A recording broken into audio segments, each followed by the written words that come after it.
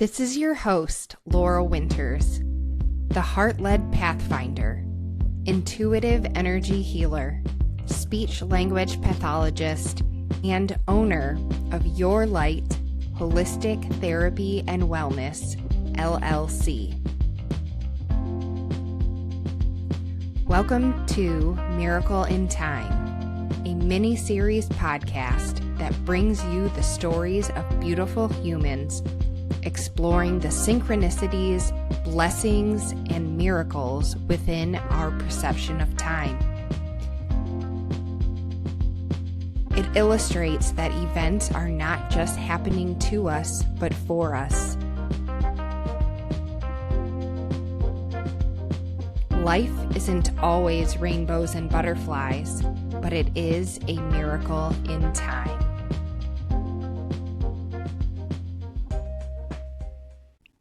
As a disclaimer, this podcast contains general information about various topics and medical conditions and is for educational purposes and inspiration only. Your Light Holistic Therapy and Wellness, LLC is not responsible or liable for the accuracy of information contained in this podcast. The information contained in this episode is the personal views of the host and guests, respectively. This podcast is not meant to replace the advice of your healthcare provider and is not intended to prescribe, prevent, treat, or diagnose disease. You assume all risks when you continue this episode. Mary Billings, M.S.CCC-SLP, is the owner of Billings Speech Pathology Services, LLC, a private practice in the greater Kansas City area, where she and her staff have specialized in orofacial myofunctional disorders for 30 years. Mary is a lifetime member of the American Speech Language Hearing Association, holding 15 ACE awards for continuing education. Mary completed certification requirements in orofacial myofunctional disorders in 2008. She then threw herself into advocacy of the specialty and subsequently chaired the Mentoring Committtee from 2008 to 2013, co-chaired the 2011 Convention Committee, and headed up the Nonprofit Governance Committee from 2014 to 2015 for the IAOM. She served as president of the organization from 2015 to 2017. Mary's history of outstanding work in the field was recognized through the numerous awards presented, including the Connie Painter Distinguished Service Award in 2011, the President's Award given to previous presidents for outstanding service in 2018, and the Anita Weinfeld Award for Excellence in Mentoring in 2021. In 2018, she was recognized as a subject matter expert by ASHA. She currently serves as director for the Oral Motor Institute. Mary began teaching intensive studies course on orofacial myofunctional disorders in 2013. She has taught both nationally and internationally, where her course has consistently ranked among the top in the nation. She is a sought-after speaker and has presented for numerous professional conferences over the years. I hope you enjoy this miracle in time. Hi, Mary. Thanks for talking to me today. Well, it's good to see you, Laura. You've been working hard since the last time we spoke. Oh, so hard. Oh, my goodness. So I met Miss Mary Billings at her Make the Connection course in October of 24 in Cincinnati. And I got home and I had all of these personal changes for me happen that were so positive as a result of the course. And a couple months later, I was like, wait a second, Northwest Ohio is so lacking in this area that I need to see if Mary can come and do the Make the Connections course here. And so I drafted up this email and sent it to her, and thankfully she was willing to try to make this work. Right now, any of my podcast listeners who would like to take Mary's upcoming course in the Toledo, Ohio area from July 24th to 26th can enter Little Light 25 and receive a full 20% discount off the tuition. You'll get a full 36 hours of up-to-date information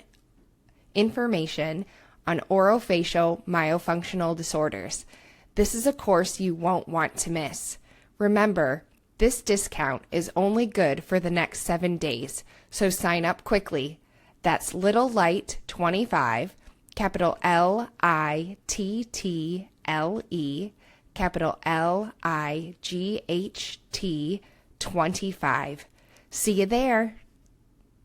Yeah, we've been spending a little bit of time in Ohio, right? We definitely have been doing that, and I can empathize because I'm also a Midwesterner, and we would often see different types of access, right? Different types of practitioners and courses and information that just would never trickle down to our area. So that's one of my missions, is to take it to a broader area and maybe take it into some of the areas where people are not inclined to travel. Yeah, So, for sure. Happy to do that. Thank you. So can you tell the listeners a little bit about yourself if they've not heard of you before? And I'm sure there are many. So I am a speech language pathologist by background. I started my pathway, my career working in only adult care. I worked geriatrics for 5 solid years. And that was my early years of exposure to swallow and swallow dysfunction and learning. I was in the years when Jerry Logeman was still out there publishing books and trying to bring awareness of dysphagia to the world at large. And that kind of coincided. So that took me into every different kind of work environment: home health, acute care hospitals, rehabilitation hospitals, skilled nursing facilities, and even an end-stage life hospice facility. And after about 5 years of working just exclusively with adults, I had an event, an epiphany, kind of like what you described, happened that sent me searching for something else. And that's when I started working for a private practice and started seeing pediatric cases. I was never really sure I wanted to work with pediatrics, and it was exactly the balance that I needed at that point in my life. I did continue to work with adults for quite some time, but the pediatrics opened a different door. And then in 1995, I opened my own private practice. So this is our 30th year. Wow. I'm celebrating my private practice. I was a solo practitioner for a long time, once again, working with all different types of ages and all different types of disorders, but heavily specialized in childhood apraxia of speech. So a lot of motor speech deficits, and then also working with oral myofunctional disorders. There weren't a lot of people who were doing it, and I got a strong reputation in my community. The local hospital didn't know anything about it, and they would refer all their patients to me. So it's been a road. So I still work within my practice about 2 to 3 days a week, but now the types of patients that I see are different. I've got 12 people who work for me, and so I tend to specialize more in the area of complex adult and dysphagia cases these days, muscle tension dysphagia, muscle tension disorders, as well as infant feeding. So it's one of the great things about our profession is there's so many doors that you can open, and it's okay to close one and move down the hall and move into another one.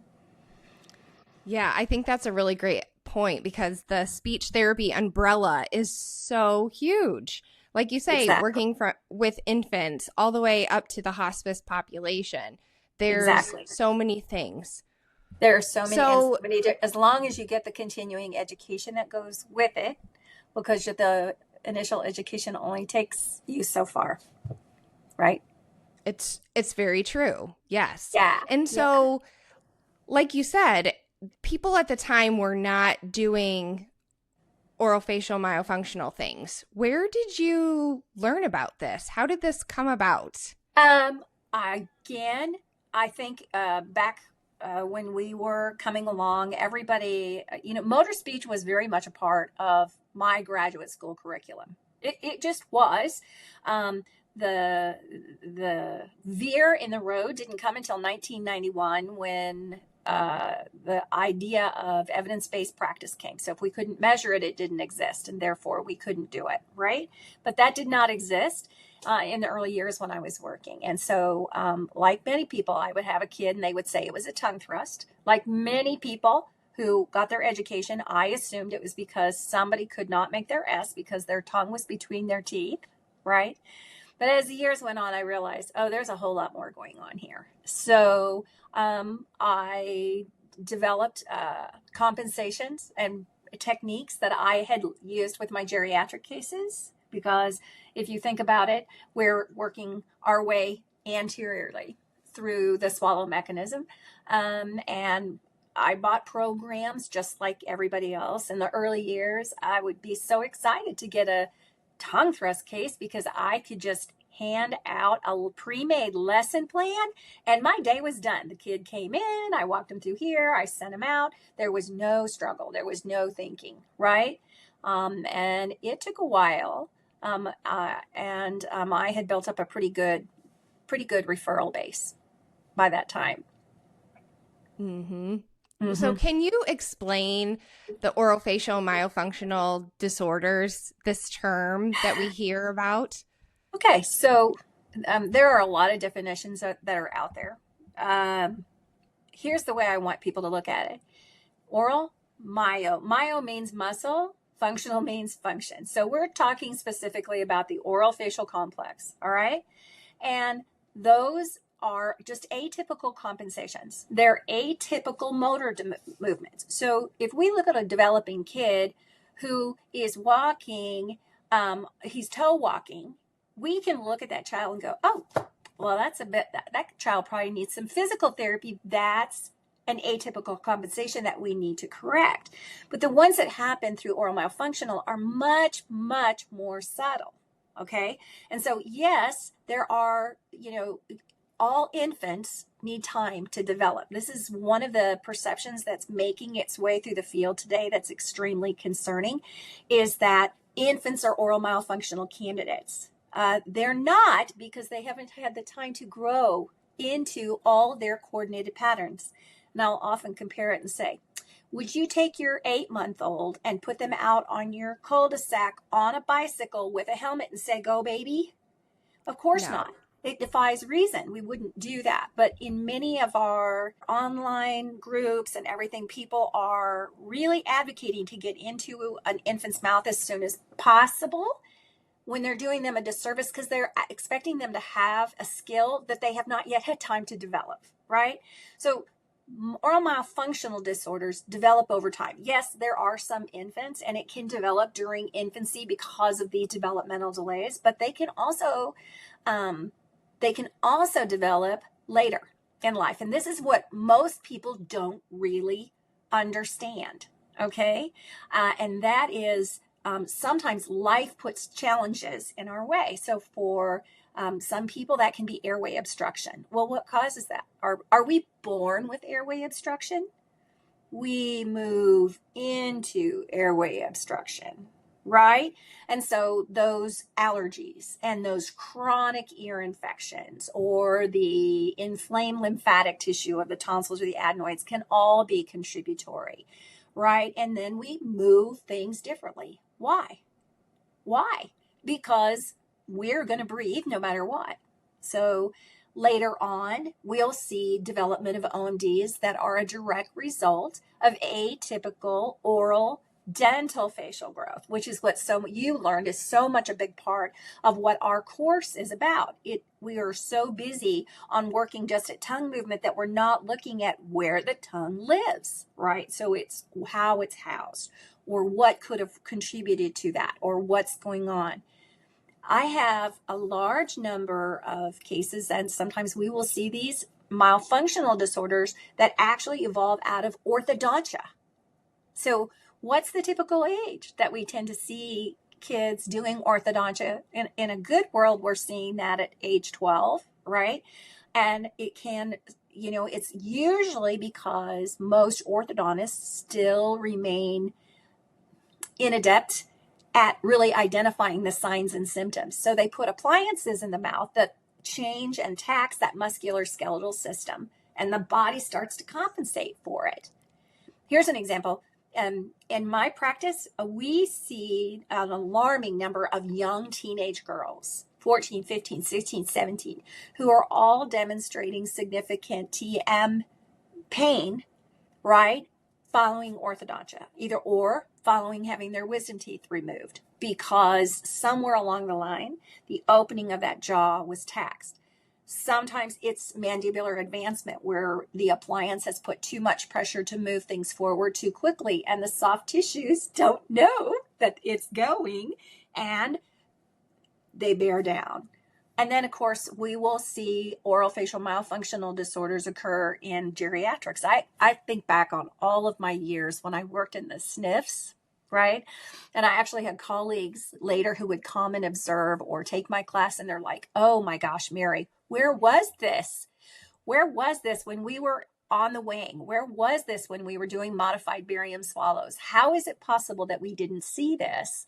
And that's because as we mature, we experience tooth loss, we experience changes in bone density. So the oral, we experience changes in muscular strength. And so this can lead to the onset of dysphagia. It should interest you to know, Laura, that just a week ago, I had a good friend of mine who is an orofacial myologist travel 3 hours to my office because she has had trouble controlling her saliva. And she comes from a dental profession, and she did all of her own myo on herself, but she said, I'm still choking. That's because myo exercises don't necessarily work for what you're having, right? Mm-hmm. And not all of these issues that we deal with are because you're tongue-tied, which is what she thought she was. It comes because I'm tongue-tied. No, it comes from the compensations that you've developed. Make sense? Yes. Okay. Yes.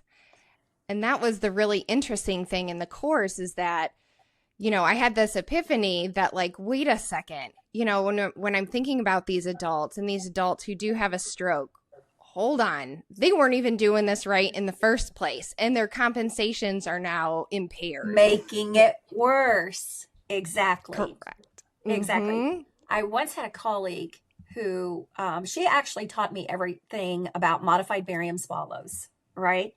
Because I didn't have a lot of exposure to that in graduate school. But this woman had done, she had worked for a company. She actually worked in the same hospital with Jerry Logeman. And so she learned everything about dysphagia from Jerry Logeman directly. And she became one of my mentors to help me go through this. And after I had moved out of working in her acute care facility, she became interested in what I was doing because my practice was growing. And we invited her in one day to do an evaluation. And when she sat there very quietly, very primly with her hands in her lap, listened, watched.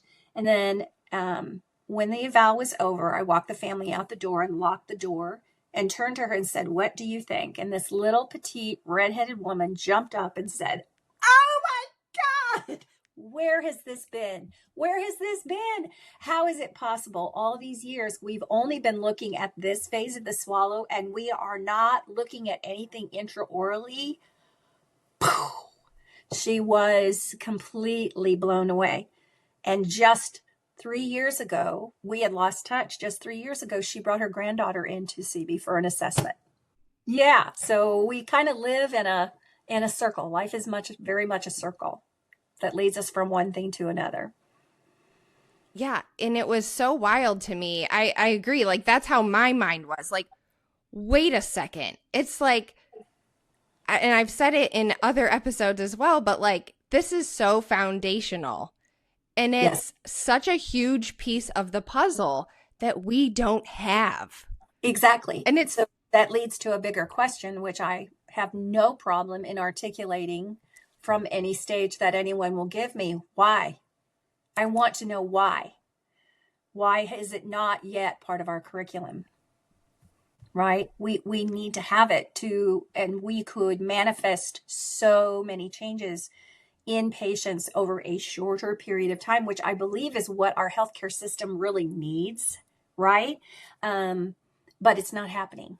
And I know that it's an investment. It was an investment for you and also a hard decision for you personally to make, to invest, to come and take the course, right? But in the end, most 90% of my people who come and take the class say in many respects, it changes the way they practice. It changes the way they look at all their patients, right? Yeah. And that's important. You know, for me, I have done a little bit with my adult clients, but I haven't really done too much of this. But the impact for me personally has been just, I mean, I didn't expect to come and learn about a whole bunch about myself. And I think because I mean, I look at myself as I'm talking and my jaw's shifting all over the place. I haven't worked that out yet. Like, I got my tongue tie released in April, and I've had a ton of posture changes, or like almost complete reduction of my neck pain, shoulder pain. I was kind of having some problems swallowing, and that's not happening anymore. And it's just like, wait a second. I just had no idea that this was going to literally change my life. Yeah. Yeah. And I wish I could tell you that I haven't heard that before, Laura, but I've heard it from, a number of people. One of the stories that always comes back to me is just a month before the nation went into lockdown for COVID. We taught a class in Charleston, South Carolina, and it was one of our largest classes we had held. We had people who came from Finland, I think. We had people that came from all over. And that class, hands down, stays in my memory because it was one of the most challenging for our course participants. In that class, we identified 5 people who all had TM, orofacial pain. We found 1 person with a submucous cleft. We had 2 people with Ehlers-Danlos syndrome. We had 2 others that had severe sleep disorders, with 1 having severe parasomnias, enough that a local sleep sonographer that we were in touch with said, I want her in my office tomorrow. And at the end of the class, we enjoyed all of it. We just said, this has been such a rewarding experience, but we are all literally exhausted because, and by the way, 50% of the people in the class were tongue-tied. So we were analyzing all of that and seeing all of this, and it was altering for many of them to go, oh my gosh, I had no idea that this about myself. If I don't know it about myself, how can I be expected to see it or diagnose it in my patients, right? So yes, it is eye-opening. And I specifically remember in grad school sitting down for the oral mech and you looking in the person's mouth across from you and them looking in my mouth, and even talking about the speech sounds and where you make them. I know my tongue is shifted to the left side when I make an S sound, but like these are just like not. Why? Nobody's asking why. Why is that happening? Exactly. It's just like, what? Where was this? Exactly. And of course, all science is dynamic. It should be growing. It should be changing. It should not become more limiting. And that's where some of my patients for our academic curriculum coursework, I have a lot of empathy for our programs. It's one of the reasons, I might get some backlash for saying this on your podcast, but it's one of the reasons I've advocated for the speech pathology to move to a clinical PhD. We need a clinical doctorate because in order for us to survive, we need to be able to do differential diagnostics on our own without having to rely on other doctors and other people who are lesser. And because there is so much that's being missed. There is just so much that's being missed. And there's no way to absorb all of it. So I don't have the answers. I don't know that it's going to happen in my lifetime, but I sure hope it happens in yours. Right. Yeah, I mean, it does. It makes a lot of sense that in these programs, and I have said too that it depends on where you go to school. You have professors who Mhm. specialize in certain things, and so Yes. sometimes you do seek that out. I know who Mhm. I want to learn from, where I want to go, but other times it's I'm going to go local, I'm going to go to this certain area. And so, whatever program you're in with whatever professors, that's the education that you're going to get. Well, Because, like we exactly. said, that speech therapy umbrella is so large. Right. Right. And if you spoke with Patty, I'm sure she gave you some of her history on how she had some of the best academic mentors that frankly scared her to death, but they said, no, you're doing this. It was a different world. Today, our universities rely on adjunct professors, who people who only come in and teach part-time. And I have no problem with adjuncts. I feel like I had really great exposure from the adjuncts that were actually working clinicians that added to my academic career. But I just think that the programs have narrowed themselves into a box, and their clinical um, experiences and have moved outside of a clinical setting where the PhDs can supervise and get people to ask these questions. Did you forget something? Did you look at this? What happened? And students have become free labor for external placements in the schools. Oh, they just are so overloaded. It's nice to have you breathe. In a private practice, somebody wants to go off and do their own thing. In a hospital, if you're lucky enough to there, you just follow along and do the same thing. That in itself becomes more limiting, and I think that's a crisis actually that we should not be facing in our profession right now. Yeah, you make some really great points for sure. So, how did your practice evolve over time? So, if we're thinking about you were working with pediatrics, you found that you were getting more tongue thrust cases. How did was there changes that occurred over time? Yes, I had been working with these disorders for quite some time. And I actually fell into my advanced course and specific training course, because there was more competition that was moving into the neighborhood, but mostly I just needed like CE credits to renew my license. And if you're a therapist and you haven't faced that, then you're not normal. I mean, it happens. I had 3 small children as well. I just needed a class, and this class was local. And so I signed up for a local class, and it turned out that particular instructor offered an intensive studies course, much like the one that I offer right now. And she could tell right away that I knew what to do and what was going on out of the rest of the people. And she came to me and she said, I think you need to take this advanced class, because I think that you're going to really find that this is going to up your game. So it took me a year to make that decision. It's not like I met her and said, I'm all in. It took me a year to look at it and save for it. Would it surprise you to know I paid the exact same amount that you paid last October for that class? Yeah. Wow. And that was 20 years ago. That So was a I, lot I of money sometimes back try to then. remind people when we're fussing about affordability that there's been this thing called inflation, right? But my course, I paid the exact same amount and the travel fees.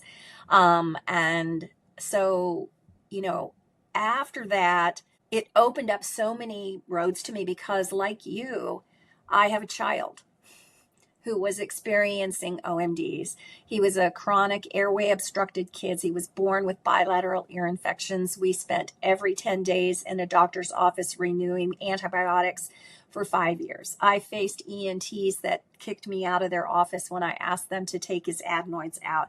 I had not one single ENT that would look at his tonsils. And so eventually, when he started kindergarten, his kindergarten teacher had become a friend of mine because her daughter was one of my very first pediatric cases that I treated. And his kindergarten teacher came to me and she said, I just love him. He is amazing. He's so sweet. He's so smart. But Mary, I can't understand a word your kid is saying.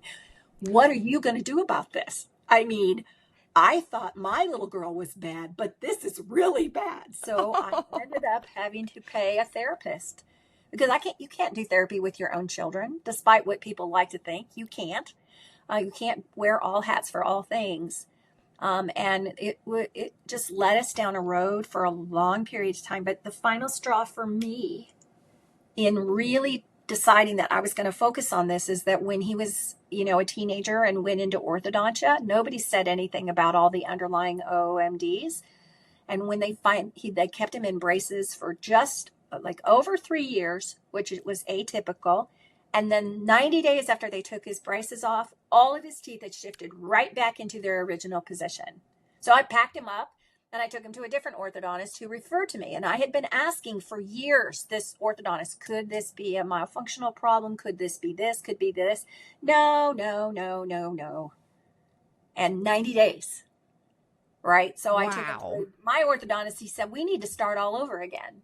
And by this time, my kid was pushing 18 and he's like, no, I'm not going to do it. So it made me angry enough to swear that I didn't want other families to have to go through what I went through.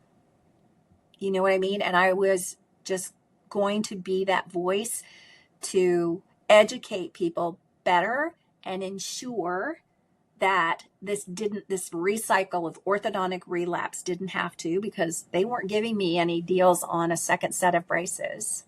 It wasn't like, oh, we didn't do it right, let's put him in braces again. It would have been starting all over again. Mm-hmm. So, and I always say, like, some of our hardest lessons, some of our hardest times are the things that really push us ahead. We learn the most, and that it truly becomes our passion, right? Like the experience that you had with your son was the thing that was the catalyst for all of this. Absolutely. I mean, it's so beautiful, but it's also like, I wish I never had to do that. I wish I didn't have to go through that. Right. Well, and our children are part and parcel of us, right? And as women, I'm not saying that men don't dedicate themselves in the same way when they have children that have special issues that they confront, because they most certainly do. My sister has a child with Down syndrome, so I've watched her and her husband. But I just think that we tend to internalize it more, and the guilt just goes with us. And for us, when we believe that we should have known this, right? This is part of what we do. How did we possibly miss it? That just expands the guilt even more, like, I need to fix this.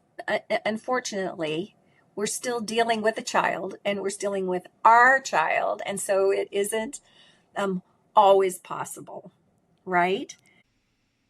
I am so excited to be able to offer a low-cost healing option for moms out there that are overcome by guilt from medical decisions.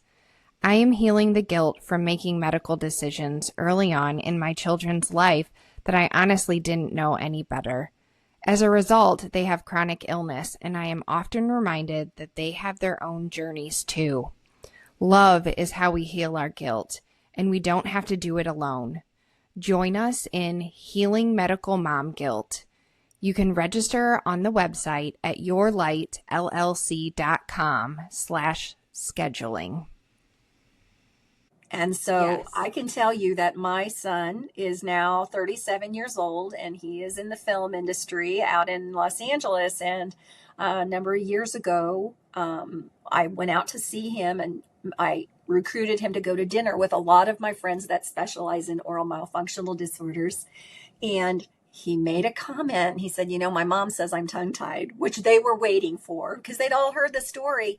And they took him, they said, well, we could look. You want to let us look? We're going to take you away from mom. So they took him back into a back room, and all of a sudden you hear, oh my gosh, coming out of the back room. Right. So yes, but even still, despite having all kinds of support, he still is not in a place where he's ready to take care of himself and take care of it. You know what I mean?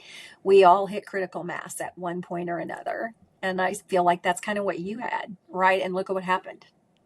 Yeah. And I So, remember I felt so bad doing this, but I was just such in an emotional place that after when there was a breakout, I had said, I just need to ask, how did you deal with this? Because in the guilt and the everything, because I had been feeling so much of that, just for so long with my own children that like, why didn't I know this? Why did nobody teach this to me before? Honestly, thinking mhm. back even further, I did with my oldest, I did one session with Diane Barr to help me get him off of the nipple shield. And I was like, how did I not just keep going? How did I not, like, I have her book. I bought her book. I didn't read it, Well, and there, like, and I think it's fair. We were kind of talking about how our life and our personal experiences and everything happen. And one of the things that I have had the greatest opportunity and been put on a national stage is the opportunity to actually collaborate with people like Pam Marshala and Robin Merkel Walsh and Linda D'Onofrio and Lori Overland and Deborah Beckman, Shar Beauchard, Melanie Podak, the people that are there, and Diane Barr as well. But Diane's program was specific for infants. So it's about infant feeding. And that is not something that we are all trained in right away. So to just keep going, is about time and opportunity in our lives. And I share this story freely. My expertise started in motor speech. That's why I fell in love with Pam Marshala, because that's everything that Pam Marshala was about, and how so many of our kids are misdiagnosed with things with apraxia when it's actually something else that's more of a different type of motor speech. And then I sort of moved into the myo world, which took me into the realm with Robin and Linda, and then also learning more about the reflexes from Deborah, right?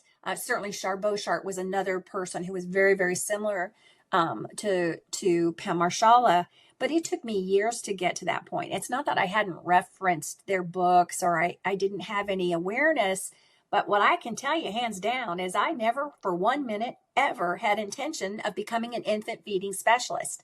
I had 12 women who worked for me. I had everything. But what happened was the families kept calling and there wasn't anybody who could help them. So I have several friends that specialize in infants, and they're like, Mary, you could do this because you already understand all the operational anatomy, neurology, and the physiology of how it works. You can do it. You can do it. But I still had to go back and take all of these classes, right? yeah. It is about time and opportunity and money, because learning can be expensive. Luckily, it happened as my children were migrating out of the house and not when they were 4 and 5 and 6, because those are challenging years for any parent, let alone a professional trying to develop a level of experience and expertise, I think. So it's one of the greatest honors of my whole entire life that those ladies include me in their circle. Of knowledgeable professional, because I never ever would have seen myself in that role when I first started out. No, just a window opened. Yes. And I mean, I think that's beautiful, right? I mean, that's also part of the journey, is that you're not supposed to know where you're going to end up. You Right. hopefully are given all of these beautiful opportunities to grow and to become the best version of yourself, and that you had the opportunity for that. And you didn't just have the opportunity, but you put in the work and you did all of the things for that to come to fruition is really That's right. beautiful. And I think that's a important phrase for people to remember is we put in the work. We didn't just go to their publications or their work and then just reword it and claim it, which is extra. It's much more easy for people to do today, unfortunately. And all of these people, put in a lot of years, a lot of work, and all of them teach or taught because they saw value in the information that they wanted to share with people, so that they weren't such a small society of people doing this. I've had people travel to my office in Kansas City, Laura, from 6 hours away. They've brought infants to me driving 6 hours one way for special assessment. It's not unusual for people to come because they've seen everybody and they're not getting, what they want. And I like to think that the reason they came is because I took the time to put the pieces together. And you can't get that from just taking one class. You can't. No. You have to ask the right questions and have the right experiences along the way. When I was looking at some myofunctional therapy courses and who I wanted to learn from, I had to take a step back and say, no, listen, I want to learn from the best. I want to learn from who I feel like is going to align with where I'm at. And, when it comes to my family, I really do try to seek out the best. And so, there was a couple things that came across that seemed like miracles to me that truly did lead me to you. But that is part of that. Like people driving 6 hours to you, that's a beautiful reputation that you have. And that's who we want to be learning from as well. I appreciate that. And that's why I teach. Honestly, that's why I teach.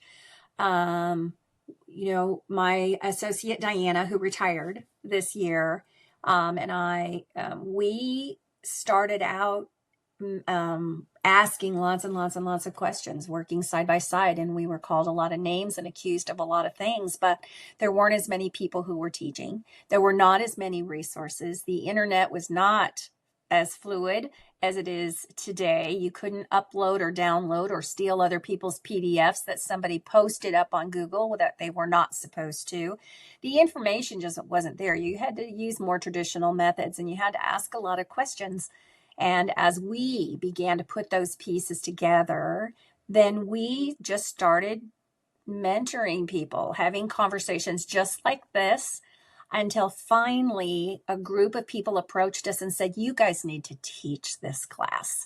It isn't just enough for us, because every single time we come, you guys have managed to put pieces together that we can't get answers on anywhere else.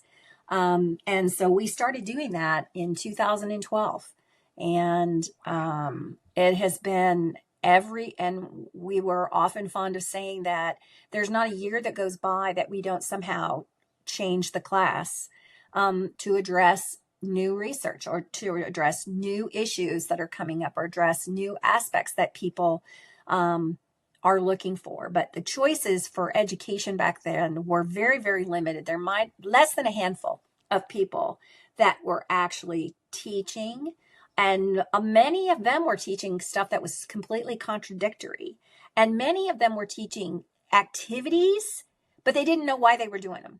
So we would say, well, why do we do that? And they'd say, I don't know, it just works. Just do this and it will work. Well, okay, but why is it working? And we were among the first to really go in and start asking those penetrating questions, so much so that we kind of got a reputation from people. And they tended to see an email come in with a question, and then they would put it, if they had Slack back then, it would automatically go into do not respond folder, right? Where people would avoid that for us because we did. I know that for when I was working through my certification exam, we would spend every single Friday in our local dental school library, and the librarian loved us because the dentist never spent any time in their library. And we would go in and we would take over 3 tables and we would empty every book that we could. And the librarian loved us. She would go and find anything that would mention oral myofunctional disorders. So we read all the books. We read all the dental books, right? That would talk about it, but they would all talk about treating it in an appliance-based way, right? Instead of in a therapeutic way. So it was a very learning and enlightening experience with lots and lots and lots of references. And I'm not sure that's something that people want to do, let alone have an opportunity to do today. Unfortunately, we have to ask the whys. We have to. Yeah. And I think that, any kind of trailblazer, right, is going to get a lot of heat. That's just going to happen. Anything that's outside of the norm, you're going to get the heat. But a lot of times, that's the point where you need to just keep going, Yes. Yes. Well, it's interesting you say that, because one of the things that you had mentioned to me earlier is, did I have a mentor, right? Because everybody wants a mentor. So I feel like today, people's perception of a mentor is somebody that they can sit and just watch them do it so that I can repeat what you're doing. Okay? That's not going to work. I can watch my piano teacher play the piece. That doesn't mean I'm going to be able to play it. Okay? It's a skill that you have to develop. But both Diana and I were very, very blessed.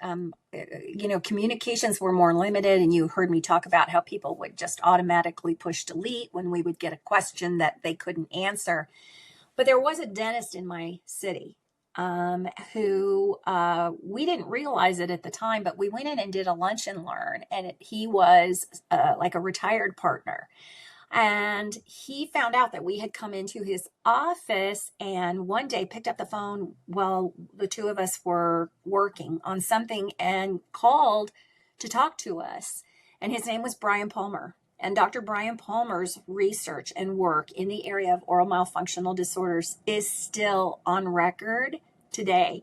He wrote all kinds of articles, and he became our personal mentor. He wanted the people, at least in our area, to really have access. And he said, there's lots of people who say they do it, but there is, when we make referrals to people like you, they say, we don't do that. They didn't know what it was. And unfortunately, his work was iconic in the area of tongue tie, as well as sleep apnea, which were things that were kind of, we're not going to talk about. He was the original dentist that brought the idea of oral examination and tongue tie to the lactation world. He lectured internationally all over the world, but I was actually present, and I would watch the disrespect that he received. He was literally scoffed at and ridiculed by many people in his own profession for years and years. And he was the very first person who ever gave Diana and I a stage to speak from, because he would often cut out segments, 25, 30 minutes of his own speaking time, and invite us to speak on this topic within his presentation. And it's just really, really sad that even today, there are a lot of well-known speakers who I will not reference, who have relied on his work and don't credit it. They're clearly using it within the reference of what they did, but they don't cite his work. And I'm very, very proud of him. And that is one of the things that he said to us in the couple of years before he died, is he said, please do not let my research die. If you do nothing else, please just keep sending the message, and do not let my research die. And I would like to think that if he was here today, he would be overwhelmed by the response that he would get. Yeah. Wow. What a beautiful, powerful, huh? Yes. What a miracle that you came across him, and that. Yeah. And he found me. He found me. Yeah. Just the fact that we stepped into a room at a right time, and we had no idea what was coming. Right. But the information and the support that we had, he opened a lot of doors for my practice locally, and my practice blew up.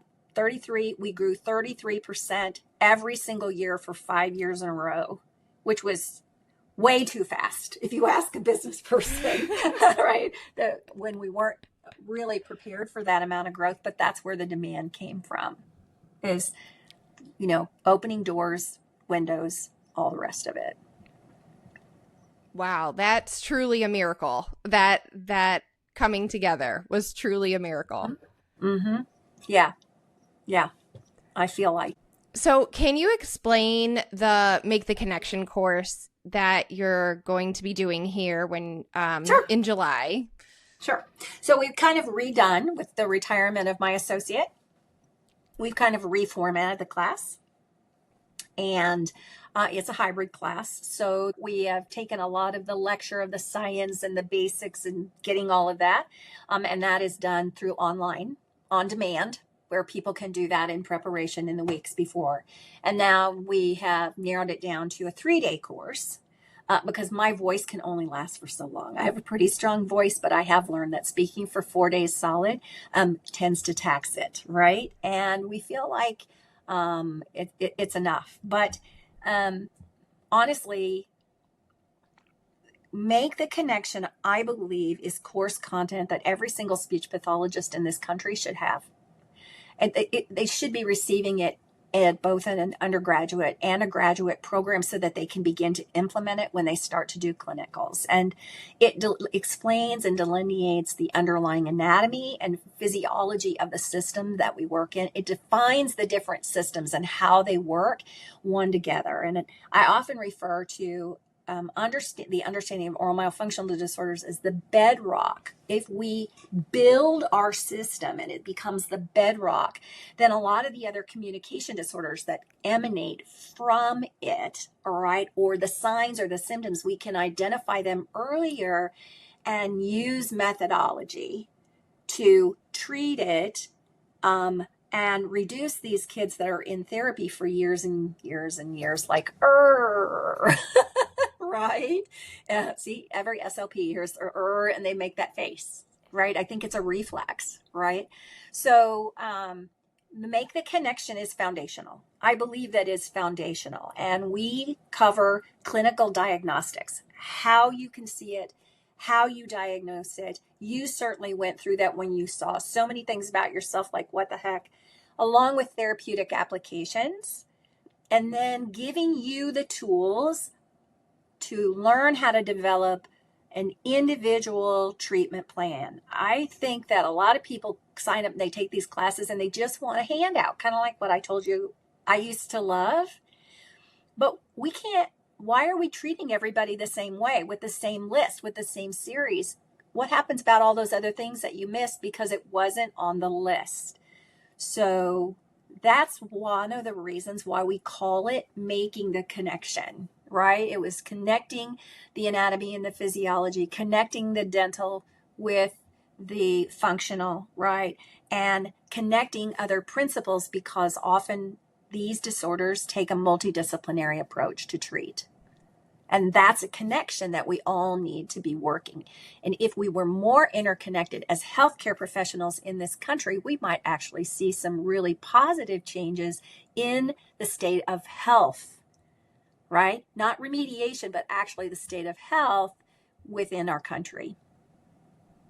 Yes, absolutely. And I love that last portion where it is, you get the cases, you review them, you work with your team to decide, yes, what you're going to be doing. It's interesting to see where everyone is, where everyone wanted to start, what is most important, and then, putting together a treatment plan and then presenting it to the class as well. And so they can see your thought process. I think that was really important. Yeah.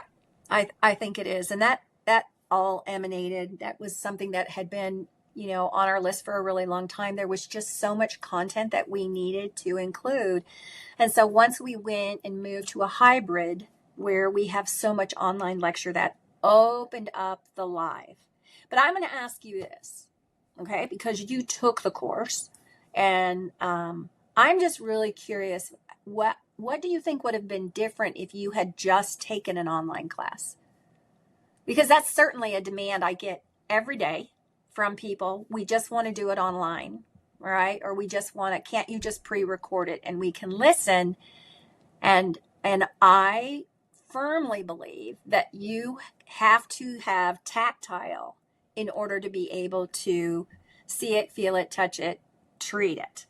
But I'm wondering, what do you think your experience would have been like if you had just done this all online? You would have gotten valuable information, yes.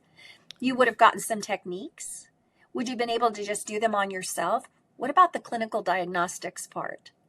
Do you think it would have been as in-depth? No. I mean, there's no way. And that's the thing, is that as I was learning and seeing all these different courses, and I did that speech therapy PD of the beginning of your 10-hour course. Yeah. Well, I only got an hour in, and I stopped it and said, I can't do this online. I just can't. I just knew I couldn't. I needed to see it. I needed, like, for me, this was not something in what I was doing, but yes, I needed to see it. I needed to feel it. And the experience of seeing all the mouths that you do, it's not just you're looking at your partner, you're looking at a 25 other people. mouths, And right?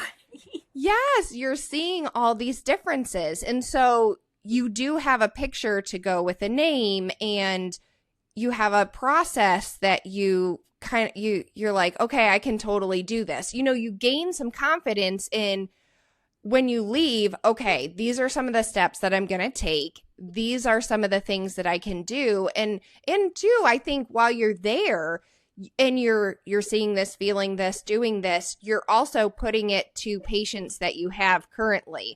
And you go, oh, that makes sense for them. And I just think, I mean, the experience, the being able to be with the other clinicians, we had a dentist in our class as well, and his information was so valuable. And there's so much confirmation, having those connections in the network of people that you're literally sitting right next to was so valuable. Right now, any of my podcast listeners who would like to take Mary's upcoming course in the Toledo, Ohio area from July 24th to 26th can enter Little Light 25 and receive a full 20% discount off the tuition. You'll get a full 36 hours of up-to-date information on orofacial myofunctional disorders. This is a course you won't want to miss. Remember, this discount is only good for the next 7 days, so sign up quickly. That's Little Light 25, capital L-I-T-T-L-E, capital L-I-G-H-T 25. See you there. Right. It's validating because you can turn to the person and go, oh, I'm blown away by how lost I was, right? And that person would go, yeah, me too. Because I've lost count of the number of people who have taken my course over the years. But I do remember one young lady who came up and she goes, oh my God, this is so great. But she was really downtrodden. I said, what's the deal? She goes, I'm just thinking about all the work I have to do when I go back to work next week because I have to reevaluate every single one of my patients. And I laughed at her and I said, then my work is done. Right? Because there's so much that we want to condense down into something that it isn't. And I certainly have cases that haunted me. I certainly have cases of kids that just went forever and ever, and cases where I'm like, oh my gosh, if I had had that information, things could have been so different. The frustration could have been different. The timeline could have been different. Their ability to go home from a nursing home would have been completely different because I didn't have the tools. And so understanding OMDs is adding more tools in our toolbox, right? Every therapist should have an entire body shop full of tools that they are using, and not all of them all the same, right? And I worry because I don't see that happening.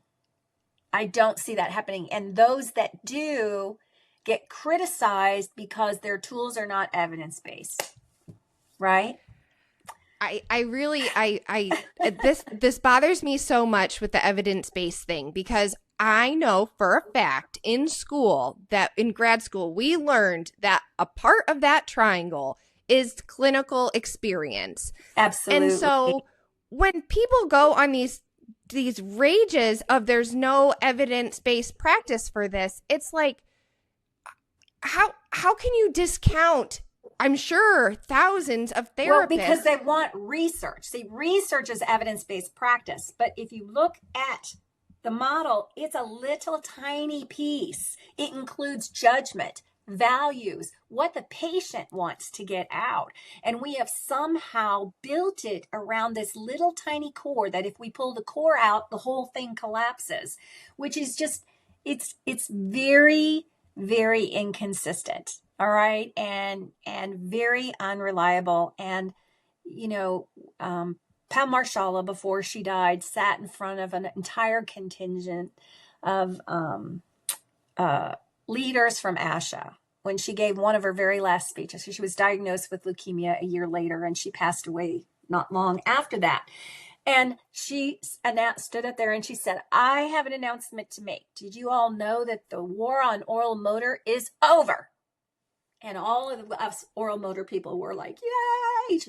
And all the ASHA people were sitting there like this. And she goes, it's over and we won because I have been able to do the tracking and I can show you the evidence base that we've been doing motor-based therapy since 1900. That's 125 years. And it has been proven efficacious. And just because it doesn't come out of a specific journal does not mean that it doesn't have evidence that it actually manifests. However, a lesson plan is not evidence-based practice. That's why I won't create handouts and lesson plans for people. You have to figure it out because every neuro response is different. Every mouth is different. Every system is different. Every posture is different. Every breath is different. Every person you work with is different. And just like working with our kids on the spectrum, we have to be able to analyze those differences and respond to them in a way that they respond to, not in the way we demand they respond to. Make sense? Yeah. Yes. and that's why this is so cool. I literally am always just blown away because it is so specific to each person. It is not this cookie cutter thing. It's okay, we're looking, this thing is going wrong, or like this is not working right. So what muscles are we working on?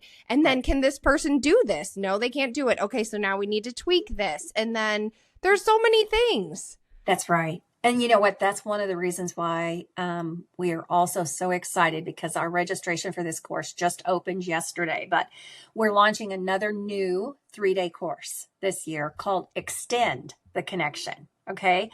And we're particularly excited about this class because Dr. Charles Beck, a doctor of osteopathic manipulative medicine, he's actually a good friend to people who practice in the area of oral myofunctional disorder, is actually going to be part of the teaching team.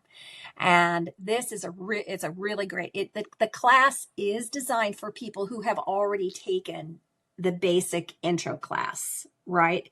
And by that, I mean they must have had at least a 28-hour class. It might not be my Make the Connection. I'm not going to turn you away because often when people take our advanced classes, they sign up and take the intro class because they feel like they missed something, right? But they have to have had a minimum of a 28-hour introductory course. And in that class, Dr. Beck is really going to expand on understanding the whole body. Like we always hear this in wellness today, we're all one body. Everything is interconnected.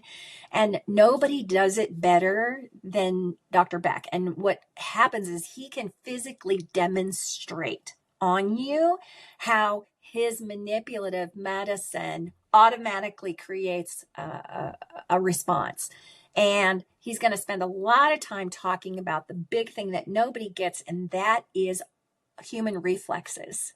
So when we talk about what do I do with this patient and we're stuck, well, we want to blame the kid or we want to blame somebody. It's a reflex that they're reacting this way. And Dr. Beck once said to me, Mary, you can do everything in the world right with a patient, and I'm positive you do. But if there is a retained primitive reflex present, you will never win. You might as well go bang your head against the door. Your intervention will not work in the presence of that retained reflex until we can integrate it. And that is what's often missing. And especially when you work with geriatrics, there's a lot of the ability for our most primitive reflexes to come back with trauma. And we especially see that with neuro. That happens with all neuro cases.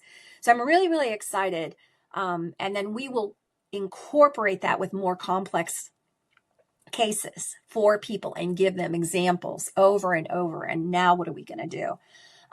So we're really excited about adding Dr. Beck to our teaching team because he is extremely knowledgeable. He's extremely entertaining. And he is so brilliant. It's kind of scary to watch the way that his brain, at least I tell him that all the time. It's kind of scary people have said to me, what's it like to live in your brain? Right. And I will say that to him with regularity. I don't want to go in your brain because I'm afraid I'd get lost and never come out. Right.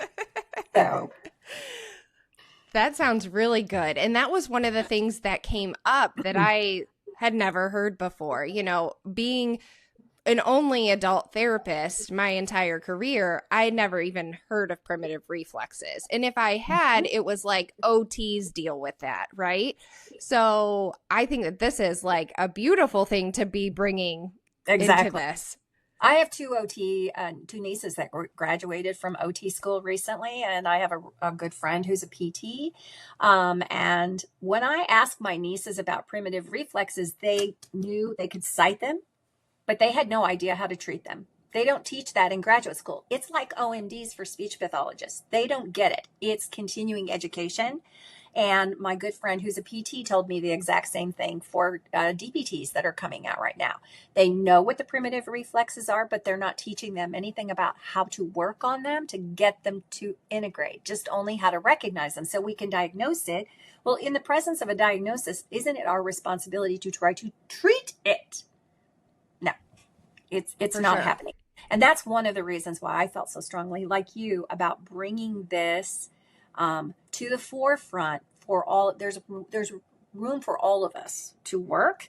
And some of the methodologies that are used are just very simplistic, but they can be very, very effective. So hopefully that will add a layer of interest and another layer of learning, which is what we're all about. And that, I think, is going to be in the fall in Cincinnati. Is that correct? Yeah, in September, right. The weekend after Labor Day. Exactly. Okay. So I said we've been spending a lot of time in Ohio, and we had such a great response from our facilities and from the area when we taught last fall. That's why we decided to take the course into that area. So we're looking forward to that. No, and I know the cohort that we have, the people in the area, they're very much looking forward to that. So I think that's a wonderful thing. Need to send out an email to launch because space is limited, right? There is a limited registration. We could open it up to 100 people, but then no one would get the benefit. I can just tell you that you need to have a smaller class environment where you can actually feel someone put their hands on you. And that's harder to do the bigger the class is. So we do sort of have a limited registration, and we're encouraging people to sign up as early as possible. Okay? Yeah, for sure. Absolutely. Thank you for explaining that. I think that's really good information. Do you have anything else that you would like to contribute to this? Because we're getting to the end here, but I think we've talked about some really good things. I am confident that this information is going to be helpful for so many people. But is there a piece that you're like, oh, they also need to know this? No, I don't think so. I think that I think what I would like people to know is the way that I have come to view orofacial myofunctional disorders is it's a 5,000-piece jigsaw puzzle. And like any jigsaw puzzle, what we originally did is we start by building the frame. And we kind of have the frame, and then we can kind of fill in the sides. But eventually we get to a point where we're putting a section together and we cannot fill the middle and make those connections, right? And so it really does become a learning process. And that is why you'll hear people like Linda and Robin Merkel Walsh and many other people talk about the rabbit hole. Once you go down it, it just takes you into a whole underworld that you're just like asking more questions. And I think that people, they need to come in with that kind of frame of mind rather than I'm going in to take the Make the Connection course, or I'm going in to get this because I need to know how to fix a posterior open bite. Okay. It's just way too limiting. It's bigger. It's broader than that, but it truly does make a difference. And I've lost count of the number of patients that I've worked with over all of these years that has really, really made a difference in my treatment, approach for them. And one of the things that I tell people, because I've certainly had plenty of people tell me, you might just want to hang it up. You might just want to retire and relax. But I don't teach as an income. I don't have a social media manager, and I don't charge group rates to be a member so I can get other people to talk. I have built up a successful practice over the year that's allowed me to live a comfortable life. I teach for you because I know that when you walk out of that room, I know over the course of your career, you're going to touch at least 1,000 lives. You're going to teach at least 1,000 lives. And when I have 20 or 25 people in a class, Laura, like we did in October, after just 1 week, without even realizing that the information that I'm bringing to people is going to touch 25,000 lives. And for me, that is my motivation. That is what keeps me going. And it is one of the reasons why 30 years ago, when I created a motto for my private practice, the Billings Speech Pathology private practice, our motto is changing lives one at a time. And that's what I hope that people get from this. And they come with a curiosity and a willingness to know they're not going to walk out with all the answers, but they're going to open a new door. Yeah. And that's so true. When you come to courses, you do hope to get as much information as possible, but you likely will leave with more questions. And that's a good thing, right? Because yes, that's you're how we going learn. to be able to. Exactly. And the other thing too, like when you were talking about the 5,000 pieces of the puzzle, we're not just dealing with a mouth.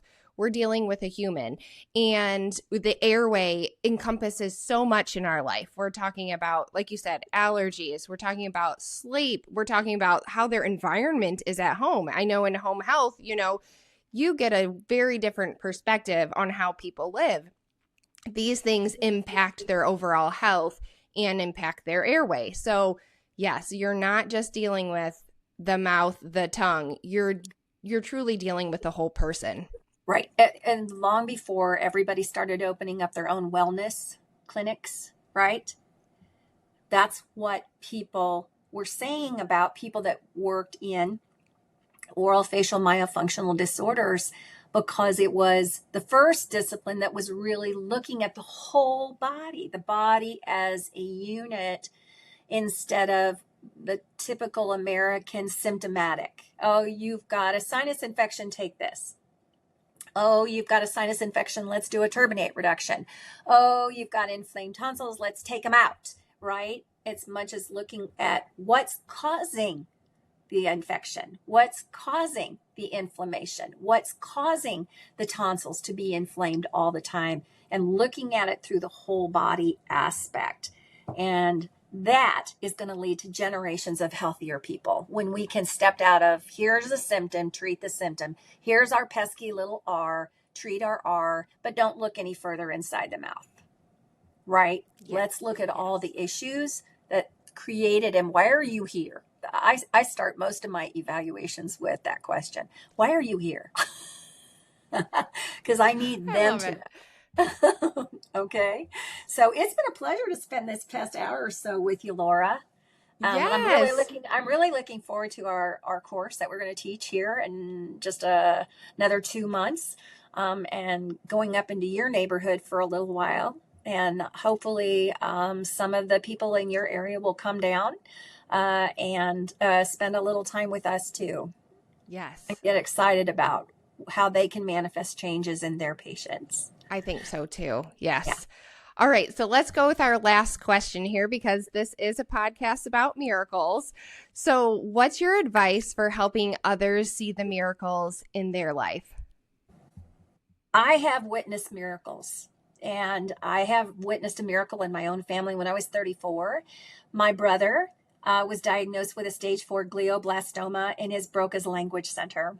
So it was inoperable. He had a 2-year-old child, and it was devastating because the prognosis for recovery was less than 50% for less than a year.